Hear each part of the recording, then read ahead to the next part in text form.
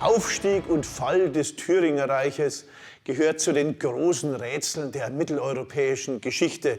Das Thüringerreich betritt um 460 die Bühne der Weltgeschichte und es geht ganz kurz später, schon 531, wieder unter. Bis dahin spielen aber die Thüringer eine ganz bedeutende Rolle. Sie sitzen im Gebiet des heutigen Thüringen, des heutigen südlichen Sachsen-Anhalt, etwa um die Stadt Naumburg mit einem Schwerpunkt. Dort irgendwo dürfte sich der thüringische Königshof befunden haben. Die thüringischen Adligen werden natürlich ungeheuer reich. Sie kontrollieren zentrale Fernwege durch Mitteleuropa. Von den Thüringern wissen wir historisch eine ganze Menge über Aufstieg und Untergang. Und so war es ein großer Glücksfall, dass wir ein komplettes Thüringer Gräberfeld 2019, 2020 ausgraben konnten. Das entdeckten wir beim Bau einer Biohühnerfarm. Das Gräberfeld war von mehr als 2 Metern Sediment zum Teil überdeckt, sodass wir hervorragende Haltungsbedingungen haben. Ich zeige Ihnen hier zuerst Reste der Frauentracht, weil das ganz, ganz viel über die Geschichte der Thüringer erklärt. Schauen Sie her, hier haben wir zum Beispiel wunderbare alemannische Fibeln. Jetzt wundert man sich, Alemannen kommen doch aus Süddeutschland. Richtig, Alemannen gehören zum Stamm der Sweben, zu einem germanischen Großstamm, zu dem auch die Thüringer gehören und auch die Langobarden gehören. Typisch für die Alemannen ist der sogenannte alemannische Haarpfeil. Dieser Haarpfeil ist typisch für alemannische Frauengräber. Wir sehen also an der Tracht, dass wir es mit Frauen der verschiedenen swebischen Stämme zu tun haben und dass man sozusagen fremde Frauen heiratet. Und wir versuchen nun anhand Analysen der Knochen, anhand von Isotopie festzustellen, ob das tatsächlich so ist, ob tatsächlich sich nachweisen lässt, dass die Frauen gewandert sind. Und mit der DNA-Analyse, die wir sozusagen am Pars Pedrosa oder an den Zähnen machen, können wir dann feststellen, wie die Familien gegebenenfalls miteinander verwandt waren und können möglicherweise sogar Stammbäume dieser adligen Familien, die hier über 60, 70 Jahre bestattet sind, rekonstruieren. Und wir werden vermutlich sehen, dass die Frauen, die alemannischen Frauen, eingeheiratet haben.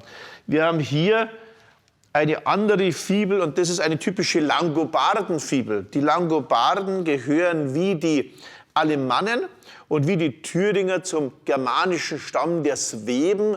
Das heißt, es ist ein Großstamm, der natürlich die gleiche Sprache spricht und die sich natürlich untereinander verständigen und die untereinander heiraten. Wir finden auch thüringische Fibeln im heutigen Alemannischen. Das heißt, die haben einfach sozusagen wechselseitig geheiratet und zwar offenbar die Frauen, nicht die Männer. Man nennt das Exogamie.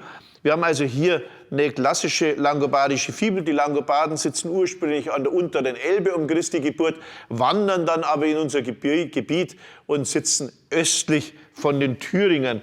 Natürlich sind nicht alle Thüringer Frauen weg, wir haben auch Thüringerinnen.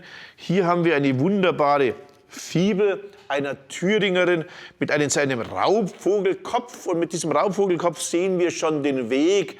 Woher kommt der Einfluss bei den Thüringern? Der Einfluss kommt aus der Steppe. Denn um 400, 4 bis 450, bis das Attila-Reich untergeht, dominieren die Hunnen Mitteleuropa ganz stark. Es ist immer ein hunnischer Druck dieser ungemein kriegerischen Steppenvölker. Und dieser Adlerkopf, auch diese Almandin-Einlagen, hier sind es Niello-Einlagen, das ist etwas typisch Steppennomadisches. Die Thüringer gehen sogar so weit, dass sie sich den Schädel zu Turmschädeln binden lassen, genau wie dann später andere germanische Stämme.